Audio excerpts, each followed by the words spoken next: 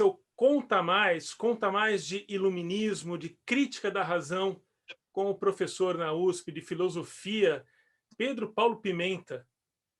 Pedro, muito obrigado por aceitar esse convite para esse papo. Vamos começar falando do começo ali, iluminismo, essa palavra que talvez sugira que algo estava escuro ou que estávamos no escuro e algo se acendeu. O que é que foi aceso? Onde foi aceso? Quem acendeu? O que é que estava escuro? Conta um pouco para a gente, por favor. Bom, boa tarde, André. É um prazer estar aqui com você e, enfim, com os nossos espectadores, né? E é interessante isso, porque o que estava escuro e aí acendeu, e onde acendeu, né? E quem acendeu? Bom, se eu tivesse que responder essas perguntas, eu diria para você o seguinte, de maneira sucinta, né? Quem acendeu foi o Newton, físico inglês. Onde se acendeu? Na Inglaterra, no finalzinho do século XVII, no comecinho do século XVIII. E o que estava escuro?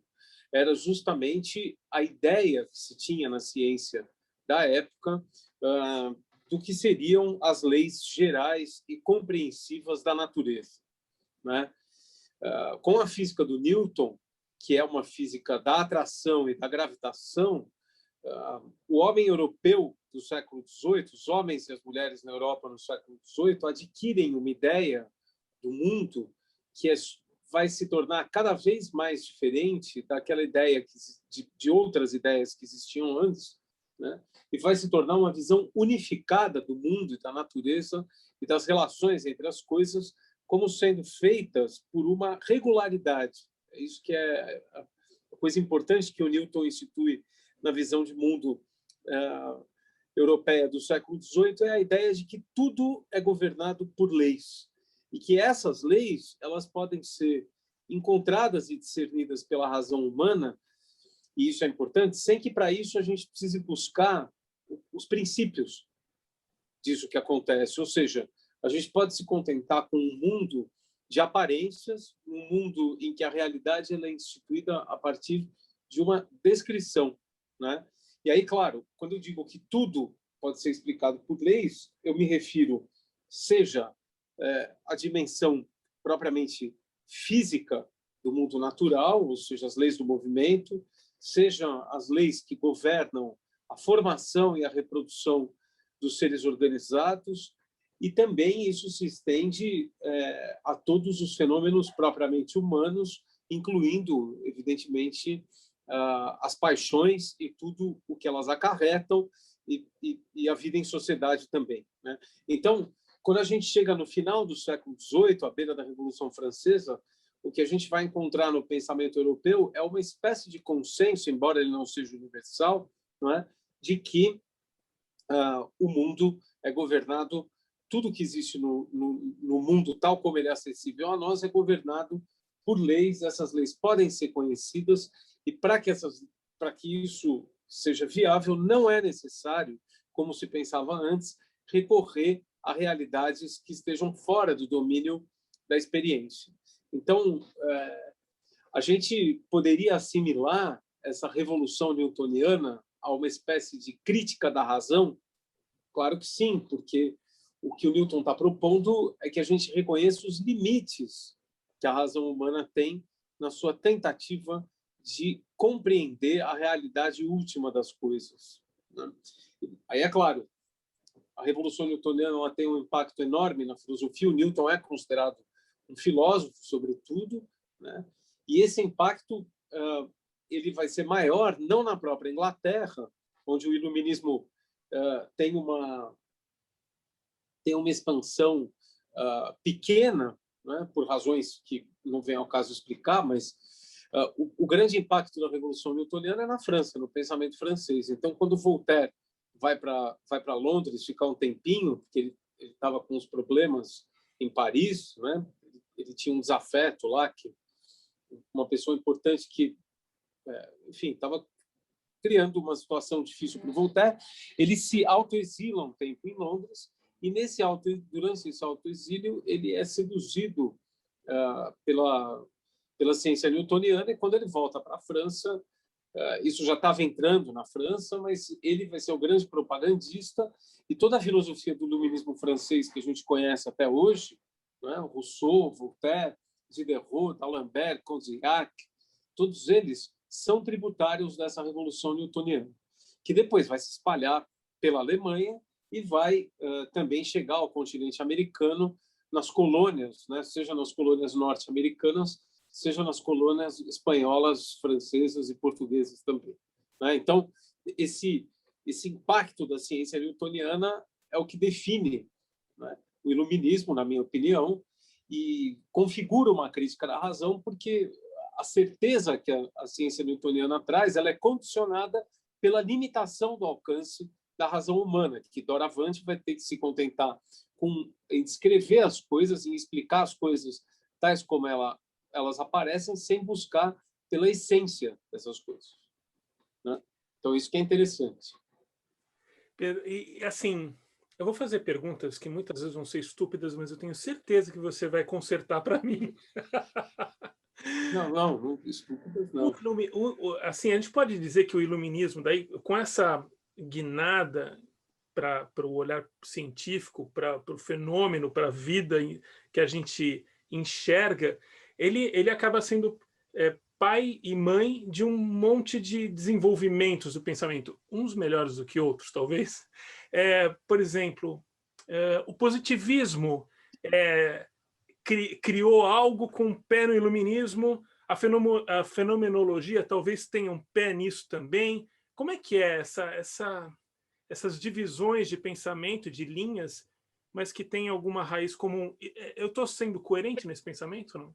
Claro, claro. Eu acho que já no século XVIII o que a gente vê é que existe, então, pelo próprio fato de a nova filosofia se reconhecer como newtoniana, e aí, veja, cada um tem o seu Newton, né? Se a gente vê o Newton do Hume, o grande filósofo escocês, não é igual ao Newton do Rousseau. O Newton do Voltaire não é igual ao do Adam Smith, que não é igual ao Newton do Kant. Então, quer dizer, cada um vai inventar. Tem o Newton na enciclopédia do Diderot e do D'Alembert, né? Cada um inventa o seu Newton, se apropria dessa revolução na maneira de pensar, a sua maneira, e vai criando, portanto, linhas de pensamento diferentes, né? De tal modo que, embora a gente fale em iluminismo, não existe uma filosofia do iluminismo unificada, né? Não existe um filósofo ou uma filósofa, tem alguns filósofos importantes no século XVIII também, né? A Madame du Châtelet na França, a Catherine Macaulay na Inglaterra, depois a Mary Wollstonecraft na Inglaterra também. Nenhuma dessas pessoas pode ser eleita, a justo título, como sendo porta-voz do iluminismo. Por quê?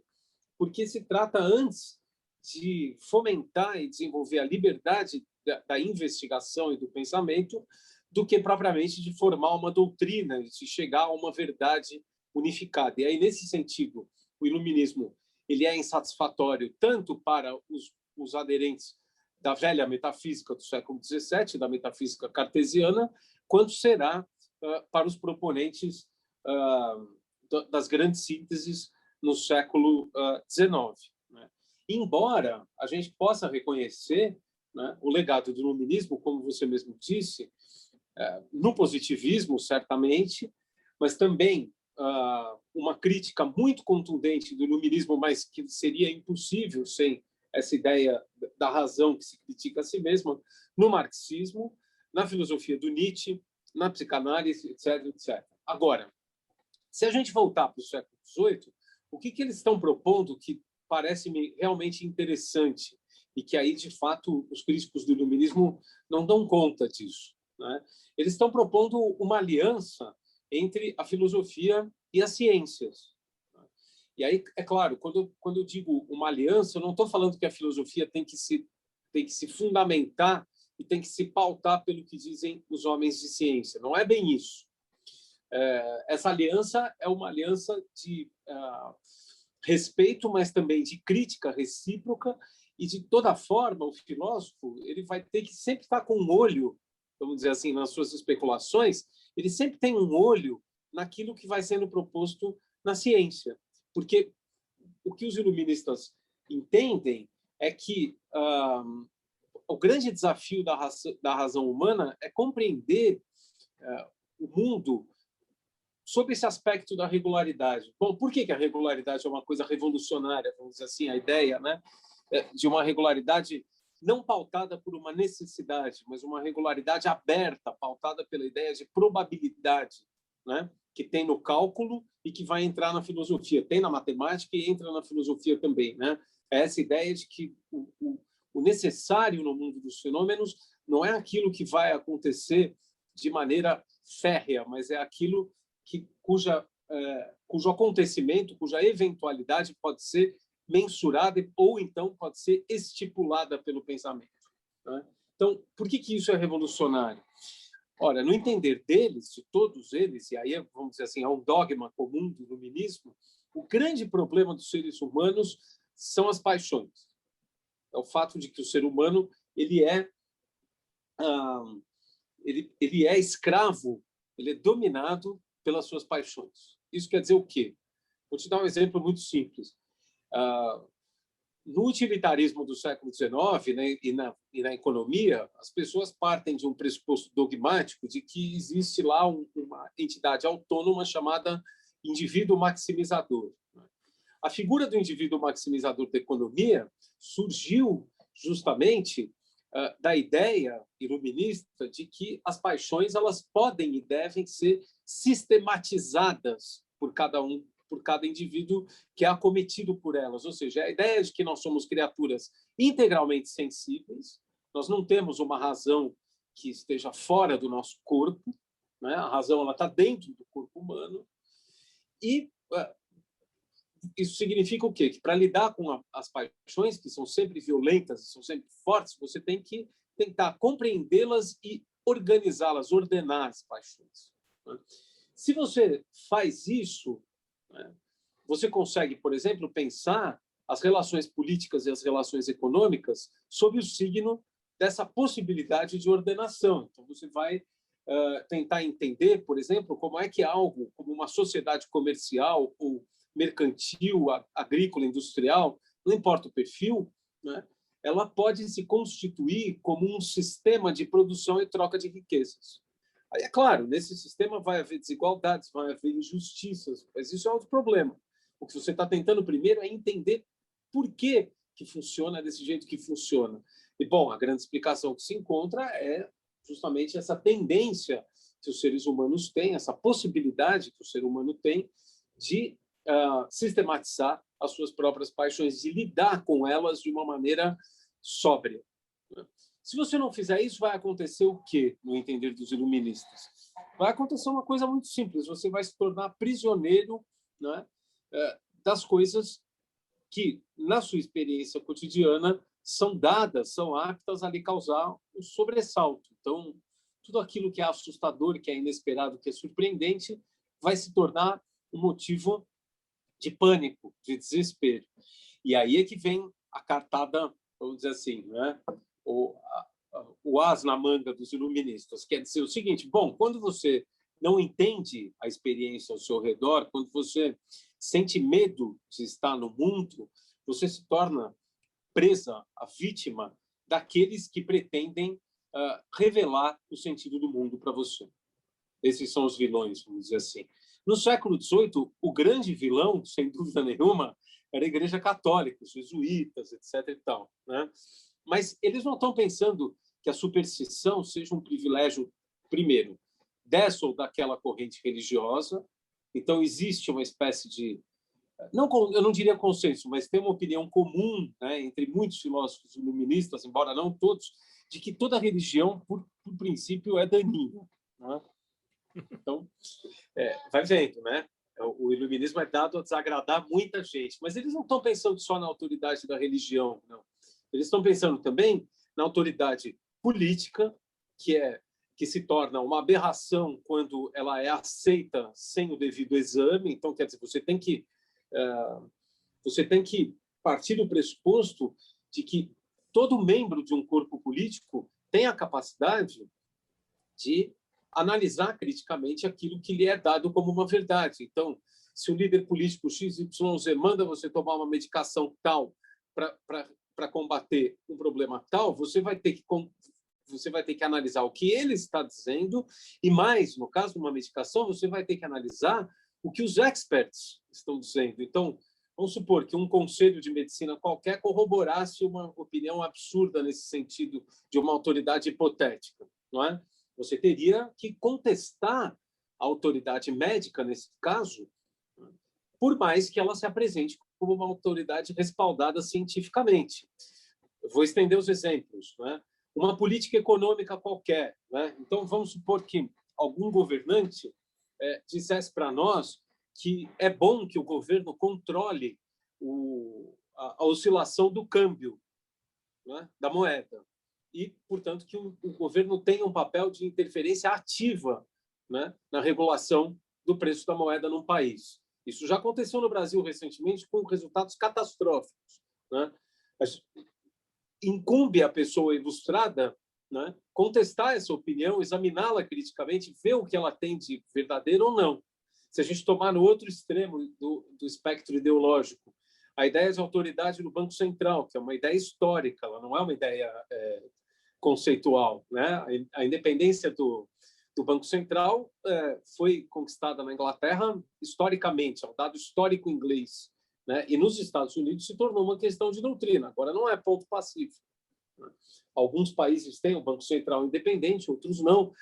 Essa independência é definida de maneira diferente em cada um dos estatutos, etc, etc, etc. Se você apresenta isso como uma verdade, que é necessário em todas as circunstâncias que o Banco Central tenha independência, você transforma, você substitui o exame crítico dessa opinião, que pode ser uma opinião válida, pela sua asserção dogmática. E aí ela tem o mesmo peso negativo de um dogma religioso qualquer. O dogma religioso ele tem um privilégio no rol dos adversários dos iluministas, porque justamente ele é inverificável. A fé, por definição, né, ela teria que ser uma questão de foro íntimo para o iluminista, por ser inverificável. Então, quer dizer, a minha fé não bate com a sua, que não bate com a pessoa que vai editar esse vídeo, etc. E as pessoas que vão assistir, cada uma tem uma fé, uma persuasão religiosa diferente, né? E o que é absurdo é a ideia de que, para chegar a essa verdade de foro íntimo, você precisaria da mediação de uma autoridade secular, que na época do iluminismo era a Igreja Católica, mas hoje não é só a Igreja Católica, a gente sabe muito bem, tem todas as religiões monoteístas têm as suas autoridades seculares, algumas religiões politeístas asiáticas também as têm, e o protestantismo, que começou como um movimento de libertação e de expansão crítica, né, da crença religiosa humana, se transformou em um dogmatismo como outro qualquer, né? Aí é claro. Então, o que eu estou dizendo é que você tem dois tipos de legado do iluminismo, né? Que é o legado positivo, que é esse da aliança com as ciências, que prosperou e que vem prosperando, e que sempre que os tempos exigem é uma aliança renovada, embora as pessoas reclamem de parte a parte, né?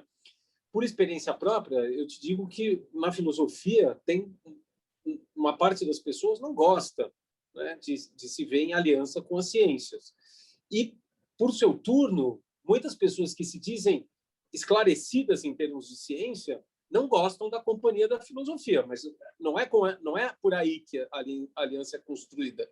Ela é construída na urgência, tá certo? Então, quando você vê, por exemplo, as pessoas defendendo a vacinação e as campanhas de saúde, de distanciamento social, etc., etc., etc., tem muitos argumentos lá que são utilizados pelo pessoal da saúde e da saúde pública, e da biologia, da medicina, etc., que são argumentos filosóficos, né? De origem filosófica, não porque são argumentos existenciais, mas porque são argumentos de raciocínio crítico. E essa é a função da filosofia, propagar o raciocínio crítico, né? E, ao mesmo tempo, né, então, você tem esse legado positivo, essa aliança, que é uma aliança que ocorre muitas vezes deliberadamente, mas também outras tantas espontaneamente, e você tem um legado negativo, que eu vou chamar de negativo, porque ele é um legado que não propõe alguma coisa, mas ele mostra o que está errado nas coisas que se propõem. Certo? Então, o iluminismo muitas vezes ele é mal visto, não é? Porque você ataca a crença religiosa, você ataca o dogma político, você contesta coisas que são apresentadas como verdades científicas e que o exame crítico, não especializado, mas crítico e autônomo, mostra que não são verdadeiras e assim por diante. Você pode ter isso também em relação ao dogma de estilos musicais, de escolas de pintura, de modos de escrever poesia. Então, vamos dizer assim, a herança iluminista, ela se mostra sempre que esses dogmas, essas verdades se apresentam como sendo absolutas, e aí você diz, bom, o rei está nu. Você mostra que o rei está nu, você está agindo como um iluminista.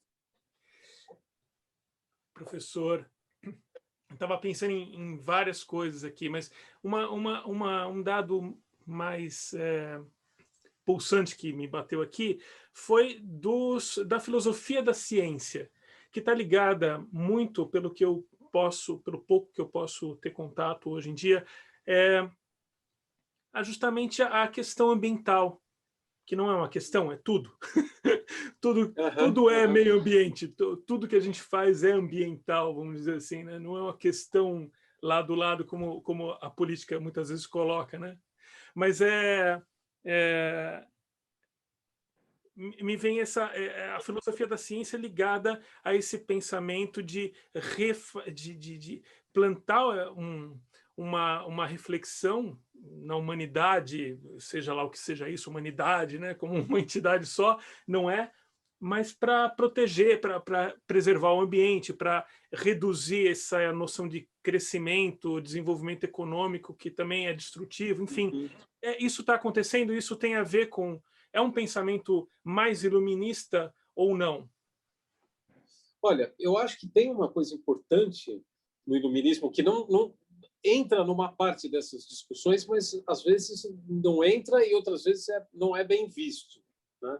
Porque foi no século XVIII, né, em meados do século XVIII, que começaram a surgir as primeiras teorias, né, que apontavam no sentido da constituição de um discurso autônomo, né, ao qual a gente poderia chamar de teoria da evolução. Tá? Aí não é bem a teoria darwiniana. O que eu estou falando é a ideia de que o estudo dos seres vivos ou das formas naturais exigiria uma reflexão autônoma, própria, num nicho próprio, que não se confunde nem com a filosofia, nem com a ciência. Isso surge na história natural do século XVIII. O primeiro grande proponente disso acabou de ser traduzido em português, eu vou mostrar porque eu ajudei a organizar a edição, é a História Natural do Buffon, do Conde de Buffon, que era superintendente do Jardim Botânico Real, em Paris.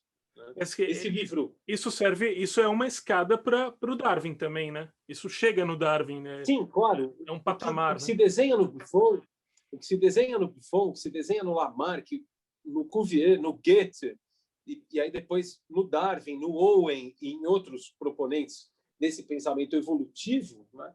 Não é tanto uma convergência, claro, no pensamento do Darwin existe uma síntese, mas essa síntese ela não é de superação dos que o precederam, mas é de absorção crítica das teorias que vieram antes, inclusive Aristóteles, então lá para trás. Né? Quando você lê o Darwin, você começa a entender melhor o que escreveram Aristóteles, o Buffon, o Lamarck, né? Faz mais sentido. Então, o Darwin ele tem esse poder de síntese, porque ele tem uma ideia genial, que é a ideia da seleção natural, mas isso começa antes, né? Em meados do século XVIII, com o Buffon, com o Linneu, né? Então, com os grandes naturalistas da época, que vão destacar, né, as singularidades dos seres vivos. Porque aí o que você tem, né, no ser vivo que é singular? É o fato de que o ser vivo ele se estrutura sistematicamente. Não é o fato de que tem uma vida. Tudo bem. Alguns fenomenólogos vão gostar da ideia de vida, né? O vitalismo ele tem uma atração mística, às vezes, para muitas pessoas, e às vezes não mística, mas mistificadora. Mas o que interessa tanto não é o fato de que algumas coisas estejam vivas e outras não, porque isso é recolocar a questão. O que é singular nos seres vivos? É a vida. Bom, tudo bem, mas O que é isso, né, de estar vivo? Ora, para esses grandes naturalistas, estar vivo é organizar-se sistematicamente.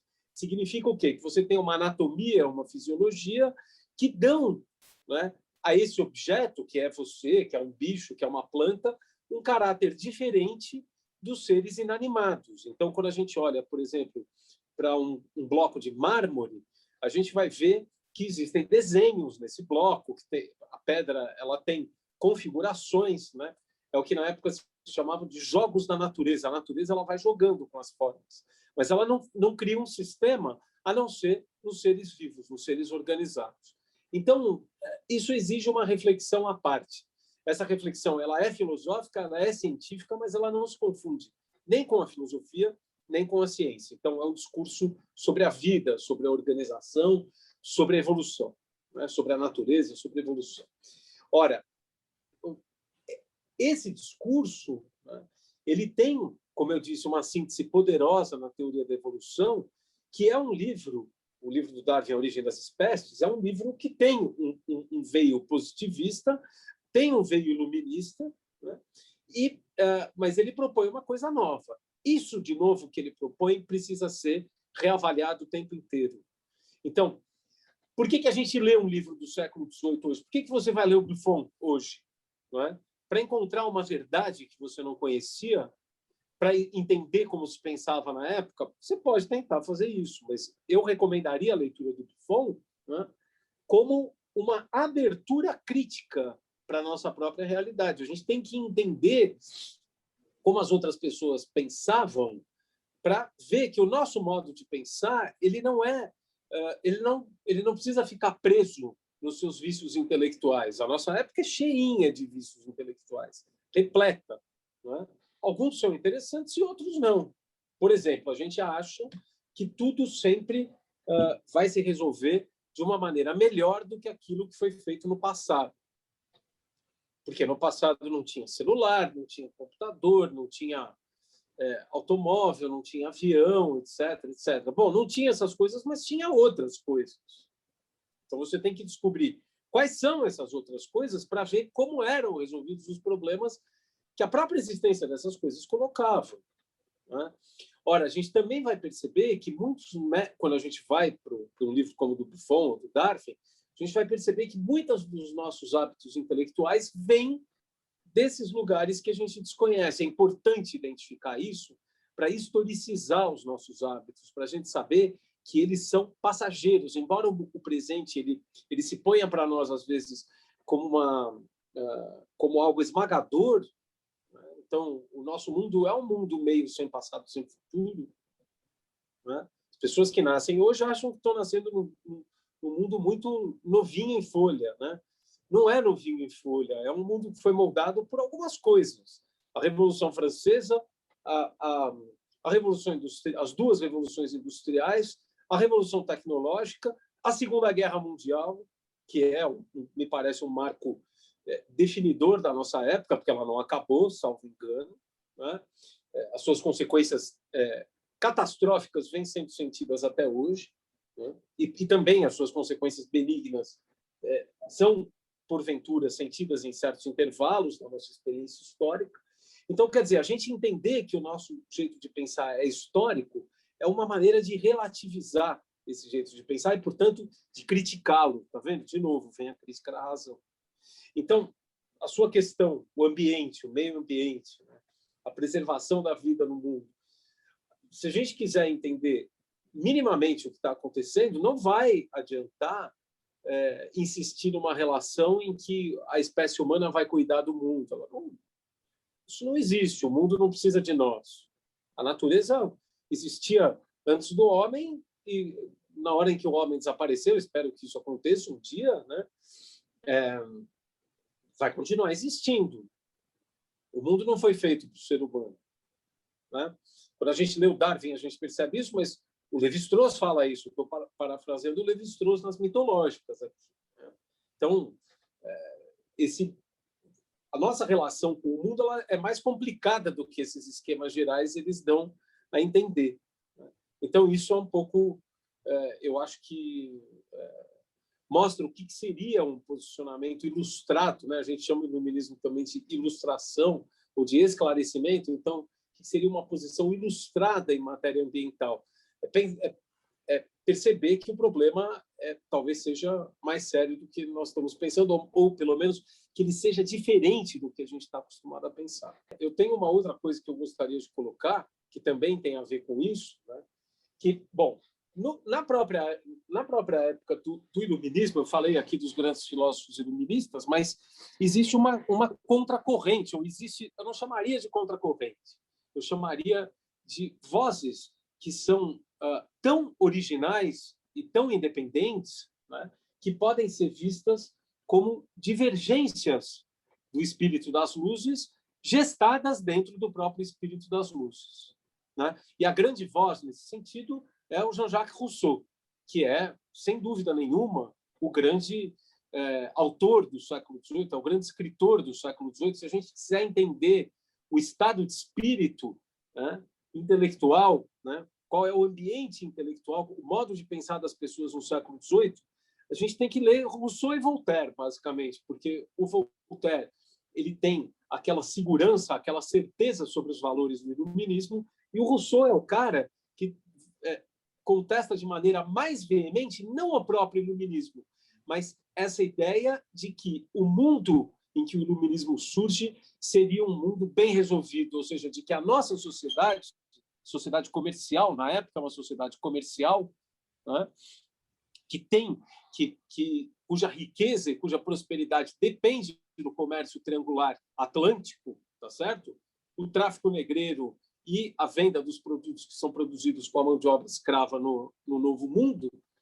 A ideia de que esse mundo é um mundo bem resolvido, ela é veementemente contestada pelo Rousseau quando ele publica em 1755 o seu grande livro, que é o Discurso sobre a Origem e os Fundamentos da Desigualdade entre os Homens, que é um dos clássicos absolutos do pensamento humano moderno, e é um texto que não perdeu nada na sua atualidade, porque aí justamente o que o Rousseau vai fazer nesse livro é vincular a ideia de prosperidade à ideia de desigualdade e opressão. Então, quando eu organizei também um volume para a editora Ubu, né, escrito sobre a política e as artes, do Rousseau, foi publicado no comecinho da pandemia, ficou muito legal, ficou muito bonito, então eu recomendo, aí não é porque eu organizei não, né, mas ficou, de fato, é uma obra muito sólida sobre o Rousseau, porque tem os principais escritos do Rousseau aí, e com destaque para o discurso sobre a desigualdade. Ora, veja, quando começou a pandemia, as pessoas prestaram atenção no fenômeno biológico, mas o fenômeno biológico rapidamente se transformou num fenômeno político. Aí, é claro, todo mundo vai em socorro do Foucault e começa a repetir aqueles jargões do Foucault, biopolítica, necropolítica, sei lá eu o que mais. Mas isso são só palavras, né? Se você for ler o Foucault, ele está falando de outra coisa, não é bem disso que está acontecendo. Tem a ver com o que está acontecendo, mas não é bem isso. Agora, se você abrir o Rousseau, você vai perceber que no Brasil aconteceu uma coisa que é exatamente o que o Rousseau está dizendo que acontece nas sociedades comerciais, industriais, que são sociedades movidas pela riqueza, pela ideia de que a prosperidade humana se confunde com a prosperidade material. Ora, o que o Rousseau diz é que essa prosperidade material, mais uma vez, ela tem como base a exploração, a desigualdade e a opressão. Mas isso é o Marx. Não é Marx, porque ele tem uma lucidez talvez maior que o Marx, que me perdoem os adeptos, que ele não vê solução. É o Marx antes do Marx. O que é estranho. O Rousseau não tem receita, tá? A turma acha que é a escola de Frankfurt que não tem receita. Não, o Rousseau também não tem, tá? Então, mas o que é interessante é que a gente viu no Brasil que talvez uma das duas maiores consequências da pandemia, porque a primeira foi a devastação humana, custo humano, mas a outra é o custo humano medido na escala da desigualdade social, que só fez aumentar, só fez crescer. né? E aí o que o Rousseau mostra? Que quando você tem desigualdade social, você não pode ter igualdade política. A igualdade política não funciona. Você não tem emancipação se você não tiver nivelação social mínima. Ele não quer que todo mundo seja igual. Certo? O Rousseau é liberal. Ele não é socialista. Ele é um pensador liberal. Ele pode ser alinhado, né, ao liberalismo do século XVIII com uma relativa facilidade. Não é? Se a gente lê o Rousseau e o Adam Smith, a gente percebe que eles estão pensando os mesmos problemas e propondo soluções diferentes, mas eles convergem em muita coisa. Né? O Rousseau é um liberal. A Revolução Francesa é uma revolução liberal. No Brasil, a gente acha que a Revolução Francesa foi socialista porque a gente não está preparado para o liberalismo radical que ela propõe. O nosso liberalismo é um liberalismo escravocrata, tá certo? De mentirinha. Bom, mas o que o Rousseau está dizendo é que se você não tiver um mínimo de condições sociais, aí o exercício dos direitos políticos vai se tornar impossível. Bom, veja, é exatamente a situação no Brasil desde que o Brasil se tornou uma república. A grande dificuldade da República Brasileira, segundo o José Murilo de Carvalho, historiador, é justamente a absorção das camadas populares como voz política. Essa é a nossa grande dificuldade. Assim que as camadas populares começam a ter expressão política, acontece algum evento, alguma sublevação, alguma interrupção, vem algum estado de exceção para impedir que se consolide essa voz popular. Então, o problema do Brasil não é o comunismo, não é o socialismo, é a democracia. Né? A turma tem questões aqui no Brasil, é com a democracia, não é com o comunismo. Então, o Rousseau está dizendo, ele é um autor feito para o Brasil do século XXI, ele é um crítico do iluminismo, mas ele está pensando dentro do registro da Ilustração, porque, afinal de contas, ele acredita nessa capacidade de que a razão vá se criticar a si mesma, né? Que depois o Kant vai celebrar também, que é o grande rousseauista do século XVIII, é o Kant. Né? E aí, portanto, o Rousseau é fundamental para nós porque ele nos ajuda, né? Ele é um autor que promove o deslocamento do leitor em relação ao lugar em que ele se encontra. Então, quando você lê um texto de 100 páginas que foi escrito em 1755, e você fala, bom, o que ele está dizendo aqui parece ter sido calculado para o Brasil do século XXI, no mínimo um incômodo você vai sentir. E era justamente isso que o pessoal da época queria, né? Que você se sentisse incomodado com as coisas e não aceitasse placidamente tudo que lhe é imposto, tudo que lhe é dado, como se fosse a única possibilidade possível. Até hoje eu tinha o único pensador que tão apaixonado por essas questões propostas pelo Rousseau que eu tinha lido até hoje é o Todorov. Tem alguma confluência entre você e o que o Todorov propagou sobre o Rousseau também? Claro, o Todorov... E aproveitando, assim, me conta por que você chegou no século XVIII, como é que foi essa tua confluência até esse pensamento? Então, é legal isso. O Todorov foi um dos grandes conhecedores, né, do pensamento iluminista. Ele não era um conhecedor profundo, mas ele sacou o que era importante de fato. Então, ele tem livros sobre isso que são magníficos. Né? E aí, justamente, uma coisa que o Todorov vinha insistindo muito nos últimos anos, antes do seu falecimento, era da importância de se pensar o valor da diferença. Né? Ou seja, de você sair de um registro de pensar sempre a identidade e pensar justamente as descontinuidades do tempo presente, de pensar a história na chave do descontínuo e de pensar os valores na chave da diferença. Porque se você tentar sempre ir pela identificação, o que você vai criar é uma lógica de reprodução, de reificação da realidade dada. Né?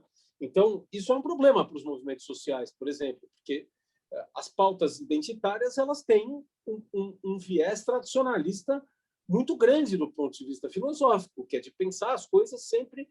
Quando você fala no lugar de fala, você está deixando de pensar aquilo que nos motiva, né, a ser diferente dos outros, mas aliado aos outros. né? A ideia de aliança se perde aí porque ela fica condicionada pelos termos da identidade. Aí não interessa que termos são esses, né? Então, na Paris de maio de 68, diz o Rancière, quando o líder da revolta, quando o governo francês ameaçou deportar o Daniel Cohn-Bendit, o que aconteceu foi que todos os estudantes em Paris começaram a gritar: todos nós somos judeus. Então, todos se tornaram judeus. Ora, diz o Rancière, esse tipo de identificação irônica hoje se tornou impossível. Então, você tem uma questão aí. Mas, ao mesmo tempo, mas isso é só uma questão, porque a força que esses movimentos têm e a importância que eles têm são inquestionáveis, porque, justamente, na sua prática, não tanto no seu discurso, talvez, mas mais na sua prática, eles vêm promovendo coisas que são, justamente, fundamentais para que, no corpo político, a gente não tenha uma metafísica impositiva. Então, a mulher ter controle do seu próprio corpo, o descendente de escravo ter acesso ao ensino público, essas coisas, eu estou citando duas bem mais conhecidas, tem uma miríade de pautas, né? Que essas coisas, elas introduzem uma fissura nas verdades que se apresentam como verdades absolutas. Então, onde está escrito que as crianças não têm que ter educação sexual? Se o Darwin diz que todas as plantas são sexuadas, por que as crianças não são sexuadas? Onde é que está escrito? Tudo bem, se as pessoas compactuarem e decidirem que tem que ser assim, mas aí é uma verdade que é uma verdade construída politicamente e não uma verdade de respaldo eterno. Só existem indivíduos, a sociedade é um mito, né? A Thatcher dizia isso, né? There is no such thing as society. Aí os liberais brasileiros repetem isso assim que nem os papagaios. Então, é a ontologia thatcherista. Entre a ontologia thatcherista e stalinista, eu prefiro ficar com nenhuma, porque a ontologia é do mesmo jeito, é reificação, certo? Então, o que interessa aí, o que o Todorov chamava a atenção, é de a gente pensar a diferença, né? Bom, aí você vai me perguntar, como é que eu cheguei no século XVIII? Foi assim por alguma questão existencial, etc. e tal? Não, não foi nada disso. Foi uma circunstância puramente muito particular, né? Quando eu prestei o vestibular para filosofia, o que eu lia no colégio? Eu gostava de filosofia, gostava de história, gostava de ciências sociais, e aí eu lia marxismo, Escola de Frankfurt, Walter Benjamin, e essas coisas. Então, quando eu entrei na filosofia, eu gostava de dialética, de idealismo, etc., né? Nessa versão do século XX. E ocorre que eu tive professores magníficos nos 2 primeiros anos de faculdade e fui lendo coisas que eles escreviam, não só que eu tive aula, mas pessoas que também escreviam muito e que aí eu passei a frequentar as aulas. Então, se a gente pensar, por exemplo, Maria Lúcia Cassiola, Rubens Rodrigues Torres Filho, Franklin de Matos, e mais outros. Eu não posso dizer todos porque certamente eu esqueceria algum, mas se a gente ficar só nesses 3, a Maria Lúcia, Rubens, Paulo Arantes, né, que na época não dava curso de Marx, mas dava um curso de Hegel magnífico, e a Maria Lúcia, Rubens, Paulo, Franklin de Matos, esses e mais outros, mostraram para mim, ou se você quiser, me corromperam a tal ponto que eu abandonei o meu romantismo frankfurtiano tingido de cores marxistas e adotei o século XVIII como objeto de estudo, que, evidentemente, foi se transformando depois num objeto de convicção, porque não tem como você estudar uma coisa com a qual você não tem um mínimo, ou que você não construa um mínimo de identificação, né? Então, não foi uma descoberta existencial, eu não fui estudar o século XVIII e depois o XIX, porque eu acho que é importante, porque tem muita coisa importante que não é do século XVIII nem XIX, mas foram as circunstâncias que me levaram a focar as lentes nisso, e aí pronto, quando você se sente à vontade, você vai ver se está dando entrevista sobre isso, está escrevendo sobre isso, está falando sobre essas coisas, né? Está com o rosto encarnado. É. Professor, desde 2005 na USP, e formado na USP, com seu doutorado feito na USP e tal, tem uma história acadêmica magnífica aí. A pergunta anterior já ia ser a última, mas não resisto, vou esticar um pouco. Tá mais fácil falar de filosofia hoje para os jovens do que era antes ou só diferente? Não sei, eu acho que é diferente, porque na época que eu entrei na faculdade, ela era muito mais elitizada, o público era muito mais elitizado, o corpo docente era mais, ele era nitidamente composto por certos estratos, ou da burguesia ou da aristocracia paulistana, e hoje a gente tem não só na filosofia, que era uma faculdade especialmente elitista, mas na universidade em geral, né, alguma flexibilização. Isso tem aspectos positivos, evidentes, mas tem alguns aspectos que não são tão positivos assim, menos notados. Eu também não vou falar disso, porque não é o nosso tema, mas quando a gente fala, o que eu percebo é que o interesse que existia pela filosofia quando eu era garoto continua existindo. Então, na escola da minha filha, os filhos dos meus amigos, as filhas dos meus amigos, das minhas amigas, que estão terminando a escola ou estão entrando no ensino médio, todos têm interesse por filosofia e, de alguma maneira, veem com bons olhos alguma coisa relacionada a isso que é filosófico. Isso já existia na década de 80, tá certo? Existia antes também. E eu acho que é salutar. Eu não... Assim, André, se você quisesse saber, não é uma coisa que você perguntou, né? Eu não acho que a filosofia seja tão importante assim, se você quiser de fato mudar o mundo. Não é grandes coisas para isso. Colegas meus me contestariam, e muitos alunos me contestariam e diriam: não, a filosofia é feita para mudar o mundo. Não, isso é uma concepção. Né? Quando a gente começa a estudar filosofia, a gente vê que, principalmente, ela sai bem, ela fica bonita quando o estudo é feito com prazer e não com objetivo. Se eu tenho um programa, eu posso estudar bem a filosofia, mas se eu tiver prazer em estudar, o que eu vou fazer vai sair melhor, vai sair mais bonito, mais legal do que aquilo que é programático. Agora, a filosofia ajuda você também a entender o mundo? Não sei. Agora, ela ajuda você a desentender o que você achava que você entendia. Então, ela é uma coisa poderosa para você se deslocar do lugar onde você estava, para você não se sentir mais confortável do jeito que você era. E aí tem uma pegadinha aí. Quando você aprende que é assim, você começa a gostar e você vai se deslocando o tempo inteiro. Então, você não se sente mais confortável. De tempos em tempos, você troca de pele. Então, aí eu acho, pessoalmente, isso muito gratificante. Eu acho que só por isso a filosofia já vale a pena. Assim como valeu muito esse papo, muito obrigado por essa conversa, por tudo que você trouxe. Obrigado, viu, André? Foi um prazer. Obrigado.